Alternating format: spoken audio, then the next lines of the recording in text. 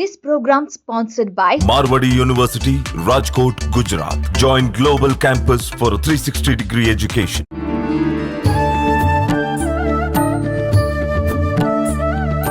నమస్కారం, welcome to I dream. ధర్మ మార్గం కార్యక్రమానికి స్వాగతం. నేను విజేత. ప్రస్తుతం మనతో పాటు ఉన్నారు ప్రముఖ జ్యోతిష్యులు శ్రీ నందిబట్ల శ్రీహరి శర్మ గారు. ఇప్పుడు గురుగారితో మాట్లాడి మన సందేహాలన్నింటినీ నివృత్తి చేసుకుందాం. నమస్కారం గురుగారు. వాగర్థావివ సంపృక్తౌ వాగర్థ ప్రతిపత్తయే జగతః పితరౌ వందే పార్వతీ పరమేశ్వరౌ.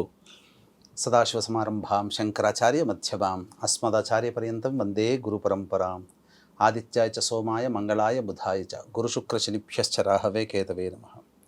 శృంగేరి పీఠాధిపతులకి, కంచి పీఠాధిపతులకి నమస్కారములు తెలియజేసుకుంటూ కార్యక్రమాన్ని ప్రారంభిద్దాం.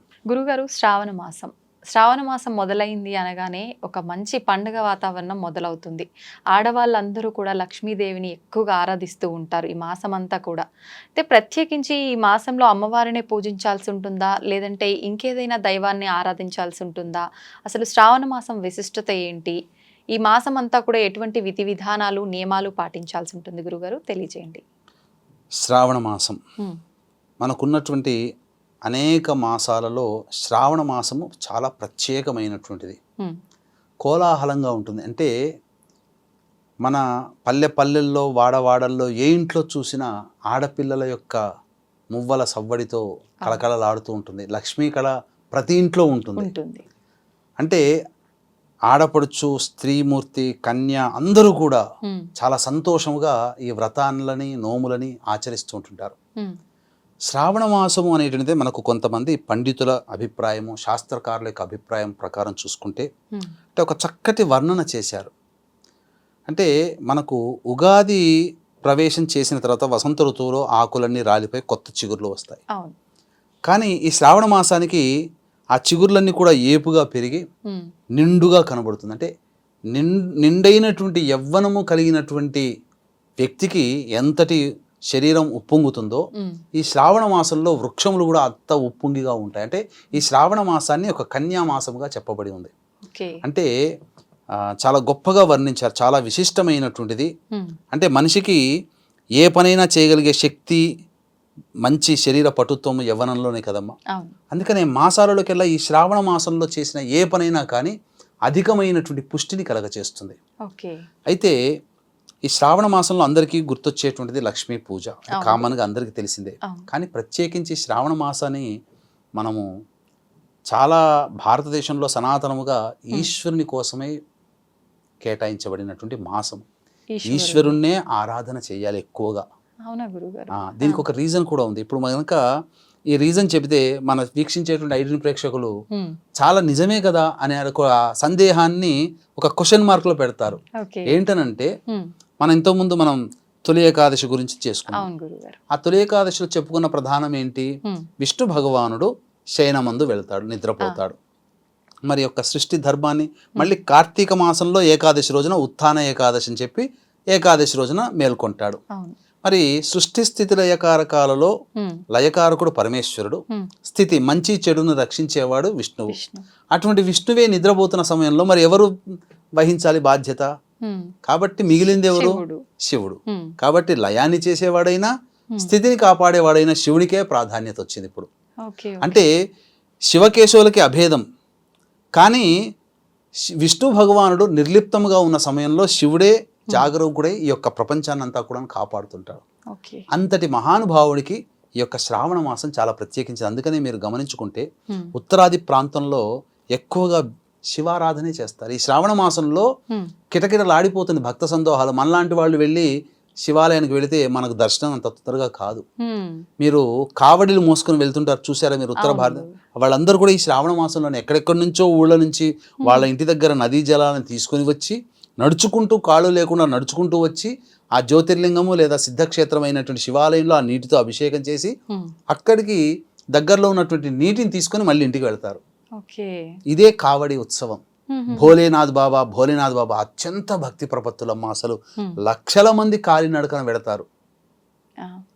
ఈశ్వరునికి ప్రత్యేకమైనటువంటిది. అందున ఈసారి 4వ తారీఖు ఆగస్టు ఆదివారం అమావాస్య వచ్చింది కదమ్మా. ఈ శ్రావణ మాసం సోమవారంతో ప్రారంభమవుతుంది. అంటే ఈశ్వరునికి సంబంధించినటువంటి ప్రారంభం.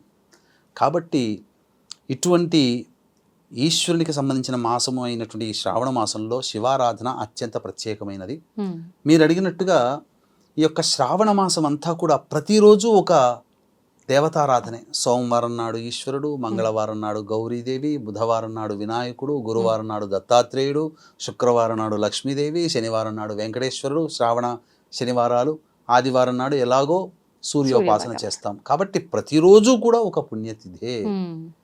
కాబట్టి కానీ ఎక్కువగా వీక్షించేటువంటి ప్రేక్షకులు ఈ శ్రావణ మాసం చెప్పబడి ఉంది ఏంటంటే, ఈశ్వరునికి సాక్షాత్తు పరమేశ్వరుడు పార్వతీదేవి అడిగింది, అయ్యా నీకు ఉన్న అన్ని మాసాల్లో కల్లా ఏ మాసం ఇష్టం అయ్యానంటే, మళ్ళాంటి వాళ్ళమైతే తక్కువ కార్తీక మాసం, మాఘమాసం, శివరాత్రి కాబట్టి అని చెప్తాం. కానీ ఈశ్వరుడు చెప్పింది వేరు. ఈశ్వరుడు చెప్పింది, ఓ దేవి నాకు ఇష్టమైనటువంటిది శ్రావణ మాసము. ఈ శ్రావణ మాసంలో నన్ను ఎవరైతే ఆర్ద్రమైనటువంటి హృదయంతో కొలుస్తారో వాళ్ళకి వాళ్ళ కోరికలు నేను తప్పకుండా నెరవేరుస్తాను అని చెప్పి, అందుకనే వీక్షించేటువంటి ప్రేక్షకుల్లో ఐడ్రీమ్ మహిళా ప్రేక్షకులు, ఆడపడుచులు అందరూ కూడా చక్కగా ఈ శ్రావణ మాసమంతా శివనామస్మరణ చేసుకుంటూ మీరు పనులు చేసుకోండి. ఏ పనిలో ఉన్నా శివాయ నమః అనుకోండి. ఎందుకనంటే చాలామంది తెలియక ఓం నమ శివాయ, ఓం నమ శివాయ అంటారు, ఫలితం రాదు. నేను ఎందుకంటే సామాన్య జనుల పక్షపాతిగా ఉండి ఉపాసన ఉండి మాలాంటి వాళ్ళు ఆ యొక్క మంత్రాన్ని జపిస్తారు, ఓం నమః శివాయ. కానీ అందరికీ అర్హత ఉండదు జపించే అర్హత. అది ఎందుకంటే బీజాక్షరంతో కూడుకుంటుంది కాబట్టి ఉపదేశం ఇచ్చిన గురువుగారి ద్వారానే తీసుకోవాలి. ఇదే విషయాన్ని శృంగేరి భారతీ పీఠ వ్యవస్థాపకులు, ఆ శృంగేరి జగద్గురు పీఠాధిపతులని అడిగాను. మాలాంటి వాళ్ళం అంటే చేసుకుంటామండి, మరి సామాన్యమైనటువంటి భక్తజనులు శివానుగ్రహం కోసం ఏ నామాన్ని చేస్తే పంచాక్షరి జపం చేసిన ఫలితం కలుగుతుందంటే ఆయన ఒకటే చెప్పారు, నాకే స్వయంగా చెప్పారమ్మా, శివాయ నమః అని అంటూ ఉండండి, పంచాక్షరి జపం చేసిన ఫలితం కలుగుతుంది అని చెప్పన్నారు. కాబట్టి వీక్షించేటువంటి ప్రేక్షకులు మీకు అవకాశం కుదిరినప్పుడల్లా శివాయ నమః అనుకుంటూనే జపం చేసుకుంటూనే ఈ నెల మాసమంతా ఉండండి. అవకాశం ఉంటే, భక్తి ఉండి, శ్రద్ధ ఉంటే ఈ నెల మాసమంతా కూడా బ్రహ్మచర్య వ్రతాన్ని పాటించడం, నేల మీద నిద్రపోవడం అనేటువంటిది అలవాటు చేసుకోండి. మాంసాహారాన్ని భుజించకూడదు. ఇక చాలామందికి తెలియనటువంటి విషయం ఏంటనంటే, ఈ యొక్క శ్రావణ మాసంలో వంకాయ కూర తినకూడదు, నిషిద్ధము. వంకాయ కూర నిషిద్ధము. ఎందుకని గురుగారు? అది తింటే అశుభము, అది అపవిత్రం అవుతుంది అనేటువంటి భావన. ఎందుకంటే అది విశ్వామిత్ర సృష్టి అది. కాబట్టి ఈ యొక్క వంకాయ కూర తినకూడదు. సాధారణంగా వంకాయ కూరని ఈ యొక్క ఏకాదశి, చతుర్దశి తిథులలో తినకూడదు. అసలు శ్రావణ మాసంలో అసలు వంకాయ కూర తినకూడదు, నిషిద్ధము, శాస్త్ర ప్రమాణంగా చెప్పబడి ఉంది. ఇక బ్రహ్మచర్య వ్రతం ఎలాగో పాటించమని చెప్పాం కదమ్మా. ఇక స్త్రీమూర్తులు, మీరు ఇంట్లో ఉన్నటువంటి దేవుడి చిత్రపటాలని అమావాస్య రోజున కడగకూడదు, తుడవకూడదు. కాబట్టి ముందు శనివారం రోజున తుడిచిపెట్టుకోవచ్చు, లేదా సోమవారం ఉదయాన్నే సూర్యోదయం కంటే ముందే లేచి కాలకృత్యాదులు తీర్చుకొని ఇంటిని పరిశుభ్రంగా ఉంచుకోవాలి. మొట్టమొదలు చేయాల్సినటువంటిది ఏంటంటే ఇంటిని ఎప్పుడూ పరిశుభ్రంగా ఉంచుకోవాలి. దుమ్ము అనేటువంటిది ఇంట్లో ఉండకూడదు. ఇక ప్రతి గడపకి కూడా పసుపు కుంకుమ ఆ బొట్లు పెట్టడం, పసుపు రావడం ప్రతిరోజు చేస్తే చాలా విశేషం. చేసిన తర్వాత ఇక ఇంట్లో తులసి చెట్టు దగ్గర ప్రతిరోజు ముగ్గు వేయాలి. ఆ తులసి చెట్టు దగ్గర ఆ తులసి చెట్టుకు నీళ్లు పోయడము, ప్రతిరోజు కూడాను ఆ యొక్క ఆవు నేతితో దీపారాధన చేయాలి. ఇక వీక్షించే ప్రేక్షకుల్లో భర్తలు, మగవాళ్ళు ఉంటారు, సోదరులు ఉంటారు.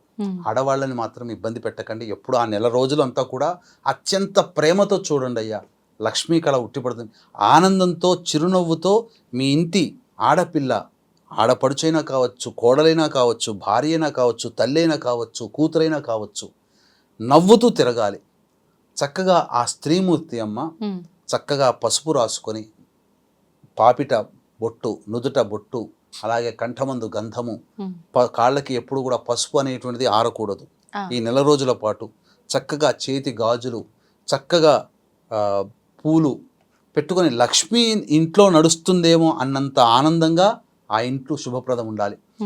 ఎప్పుడు కూడా ప్రతిరోజు తులసి చెట్టు దగ్గర దీపారాధన, ఇంట్లో పూజా మందిరంలో దీపారాధన చేసుకోవాలి. ప్రతిరోజు కూడా ధూపం వేయాలి, సుగంధ భరిబలమైనటువంటి ధూపం వేయాలి. అలాగే సాయంత్రం సూర్యాస్తమైన లోపలనే మళ్ళీ ఇల్లంతా కూడాను చిమ్ముకోవాలి. ఇక 2 రోజులకు ఒకసారి ఇంట్లో బకెట్ నీళ్ళలో గళ్ళుప్పు వేసి ఆ యొక్క నీటితో శుభ్రంగా చూసుకోవాలి. ఓకే. ఉన్నటువంటి నకారాత్మకమైన నరదృష్టి అంతా కూడాను, నెగిటివ్ ఎనర్జీ అంతా కూడా పోతుంది. ఇలా సంబంధించి ఈ విధంగా చేసుకుంటూ ఉండి వీలైతే సోమవారం రోజున శివాలయానికి చేరుకొని అభిషేకము, అర్చన, శివాలయంలో కొంతసేపు గడిపి రావాలి. శుక్రవారం నాడు ఎలాగో చేసుకుంటారు లక్ష్మీ పూజ. ఇక శుక్రవారం రోజున, ఆదివారం రోజున, సోమవారం రోజున వీలైతే బ్రహ్మచర్యాన్ని పాటించండి. నెల రోజులు పాటిస్తే ఓకే, కనీసం బ్రహ్మచర్యం పాటించిన ఈ 3 రోజులు పాటించాలి. శుక్ర, ఆది, సోమ. ఇక చాలామందికి ఉండేటువంటి సందేహం ఏంటంటేనమ్మా, ప్రతిరోజు మేము భక్తి శ్రద్ధలతో చేసుకుంటాం, ఆడవాళ్ళు ముఖ్యంగా ప్రతిరోజు తలస్నానం చేయాలని అంటారు. శాస్త్రం ప్రకారం తలస్నానం ప్రతిరోజు అవసరం లేదు. సోమవారం, శుక్రవారం ఈ 2 రోజులు చేస్తే చాలు. ఎందుకనంటే శాస్త్రం ఏం చెప్పబడి ఉందనంటే, స్త్రీకైతే దాంపత్యంలో ఉంటారు దంపతులు కాబట్టి స్నానం చేసిన తర్వాత తల మీద నీళ్లు చల్లుకుంటే స్త్రీ పవిత్రురాలవుతుంది. తలస్నానం అవసరం లేదు. పురుషుడు మాత్రము ప్రతిరోజు తలస్నానం చేయవంది. కాబట్టి ఈ విధంగా గనక మీరు ఆచరించుకొని ఎప్పుడు కూడా ఇంట్లో సంతోషంగా ఉంటూ ఉంటే ఆ యొక్క శివారాధన, వంట చేసుకుంటున్న శివాయ నమః, శివాయ నమః, శివయ్య శివయ్య అనుకుంటూ చేయండి. అమృత తుల్యం అవుతుంది ప్రతి ఆహారము. ఇంట్లో పాజిటివ్ ఎనర్జీ ఉంటుంది. అసలు ఎంతటి దైవశక్తి మీ ఇంట్లో ఉంటుందనంటే అందరికీ కూడా జాతకరీత్యా ఉండేటువంటి సకల దోషాలు కూడా ఈ శ్రావణ మాసంలో ఆచరించడం వల్ల తొలగిపోతాయి. అసలు చెప్పాలి అనంటే శ్రావణ మాసంలో ఈశ్వరారాధన తెలిసి తెలియక చేసినటువంటి పాపములు కానీ ఇంకా ఏదైనా కానీ దోషములు కానీ ఉన్నట్లయితే ఆ దోషములు తొలగిపోవడానికి అద్భుతమైనటువంటి రెమెడీ మనం అతి త్వరలో మనం చెప్పుకుందామమ్మా. ఇది చాలా విశేషమైనటువంటి రెమెడీ. శ్రావణ మాసంలోనే ఆచరించాలి, ఇంకా వేరే మాసంలో ఆచరించడానికి లేదు. ఇది సాక్షాత్తు మహర్షులు కూడా ఇందులో వస్తారు. అంటే మనకు చెప్పబడినటువంటి సప్తర్షుల్లో ఉన్నటువంటి మహర్షి కూడా వస్తారు కాబట్టి ఇది కల్పితము కాదు. కాబట్టి భవిష్యత్తులో ఈ ఐ డ్రీమ్ ద్వారా వచ్చేటువంటి వీడియోని శ్రావణ మాసంలో పాపములు తొలగిపోవడం కోసం చేసే రెమెడీని వీడియో చూడండి, భవిష్యత్తులో వస్తుంది. తప్పకుండా దాన్ని కూడా ఆచరించండి. ఈ విధంగా మీరు నియమబద్ధముగా జీవిస్తూ ఈ శ్రావణ మాసంలో గనక శివయ్యని, అమ్మవారిని గనక ఆరాధన చేస్తూ ఉంటే తప్పకుండా చాలా మంచి శుభమైనటువంటి ఫలితాలు మీ ఇంట్లో కలుగుతాయి. ఎప్పుడు కూడా ఆడవాళ్ళు జుట్టు విరబూసుకొని పూజ చేయడం కానీ, విరబూసుకొని ఇంట్లో ఉండడం కానీ ఉండకూడదు. ఆనందంతో, కలహాలు లేకుండా, ఏది అయినా కానీ కోప ఉద్రిక్తలు లేకుండా ప్రశాంతంగా ఉండండి. ఈ చేసుకునేటువంటి పూజ చేసుకునేటువంటి ఆడవాళ్ళని కూడా ఇంట్లోని మగవారు అర్థం చేసుకొని చక్కగా వారికి సహకారం అందించినట్లయితే ఆమె చేసే పూజలు ఎవరి కోసమండి? మీకోసమే కదా, మీ పిల్లల కోసమే కదా, మీరందరూ బాగుండాలనే కదా. కాబట్టి ఆమె పూజకి మీ వంతు సహాయ సహకారాలు కూడా అందిస్తే ఆమె చేసిన పుణ్యం కూడా మీకు కూడా లభిస్తుంది. తద్వారా మీరు విజేతలు అవుతారు. రావణాసురుడు మండోదరి పాతివ్రత్యం చేతనే కాదు, మండోదరి చేసేటువంటి పూజ ప్రభావం వల్ల కూడా రావణాసురుని ఎదుర్కోలేకపోయాడు. ఆ పూజని అపవిత్రం చేస్తే తప్ప రావణాసురుడు చనిపోడనగానే ఆ విధంగా ఆంజనేయుడు అపవిత్రం చేయడం పూజని, ఆ విధంగా రావణాసుర సంహారం జరగడం, ఇవన్నీ జరిగాయి. అంటే ఒక భార్య తన భర్త ఆయుష్ కోరి చేసేటువంటిది ఏదైనప్పటికీ కూడా ఆ భర్తకి మంచి జరుగుతుంది. కాబట్టి దీన్ని దృష్టిలో పెట్టుకొని మీరందరూ కూడా మీ ఇంటి ఇల్లాలని ప్రేమగా చూసుకొని ఆ చేసుకునే శ్రావణ మాసంలో చేసుకునే పూజలకు సహకరించమని చెప్పవచ్చు. గురువుగారు, ఈ నెలంతా కూడా భక్తి శ్రద్ధలతో పూజ చేసుకోవాలి, దైవారాధన చేసుకోవాలని చెప్పి అనుకుంటారు. కానీ ఆడవారికి వీలు కాని పరిస్థితుల్లో 5 రోజులు ఉంటాయి కదా, అప్పుడు మిగతా వారు ఎవరైనా ఆ సమయంలో ఇంట్లో దీపారాధన చేయొచ్చు అంటారా? దీపారాధన చేయవచ్చు. కాకపోతే ఆ సమయంలో ప్రకృతి పరంగా ఋతుక్రమం వచ్చినటువంటి రజస్వలైనటువంటి స్త్రీలు ఇక ఆ పూజా మందిరంలో కానీ ఎప్పుడు పడితే అట్లా ఇంట్లో ఇదొరకట్లాగా అలవాటు చేసుకున్నట్టుగా తిరగకూడదు. వాస్తవానికమ్మా అది అది సంబంధించినటువంటి దోషము కొంత ఏర్పడుతుంది. ఇంద్రుడికి వచ్చినటువంటి దోషాన్ని నలుగురికి పంచాడు, అందులో స్త్రీలు కూడా తీసుకున్నారు. అందుకనే ఇంద్రుడు వరం ఇచ్చాడు తిరిగి, ప్రతి నెల నా యొక్క దోషాన్ని మీరు తీసుకుంటున్నారు కాబట్టి మీరు రజస్వల పూర్తయిన తర్వాత మళ్ళీ మీరు పవిత్రురాలవుతారు. అందుకనే స్త్రీ ఎల్లప్పుడూ పతివ్రత, పవిత్రమే స్త్రీ ఎప్పుడు కూడా. ఆ విధంగానే అందులో అప్పటి నుంచే నానులోకి వచ్చింది. ఉమ్, కాబట్టి ఇంట్లో అసలు ఎప్పుడు కూడా రజస్వల అయిన తర్వాత ఋతుక్రమంలో తిరగకూడదమ్మా. ఉమ్, అందున ఇటువంటి నియమాలు ఉన్నప్పుడు తిరగకూడదు, ఉమ్. ఏ వస్తువుల్ని తాకకూడదు, ఇంట్లో మనుషుల్ని తాకకూడదు. తాకూడదు. ఈ నియమాన్ని పాటించుకుంటూ 4వ రోజు మాత్రము ఉమ్, స్నానం ఆచరించుకొని ఇంట్లోకి రావచ్చు. ఓకే. వచ్చి ఇంట్లోని వస్తువులని శుభ్రపరచుకోవడానికి మాత్రం ఉపయోగపడవచ్చు. కానీ 4వ రోజు కూడా వంట చేయకూడదు. ఉమ్, శాస్త్రము 5వ రోజున మాత్రమే అంగీకరించింది. ఓకే. 5వ రోజున సకలమైనటువంటి శుభ కార్యక్రమాల్లో ఉమ్, ఇంట్లో కూడా వంట వండుకోవడానికి ఉపకరిస్తుంది. కాబట్టి 4 రోజుల పాటు నిషేధం అని చెప్పవచ్చు వీటన్నిటికీ. కాకపోతే 4వ రోజు ఇంట్లో అన్నీ ముట్టుకొని అన్నీ శుభ్రపరచుకోవడానికి 4వ రోజు అంగీకరిస్తుంది శాస్త్రం. ధన్యవాదాలు గురుగారు. మా సందేహాలన్నింటినీ కూడా చక్కగా నివృత్తి చేశారు. నమస్తే. సర్వం శ్రీ ఉమామహేశ్వర పరబ్రహ్మార్పణమస్తు.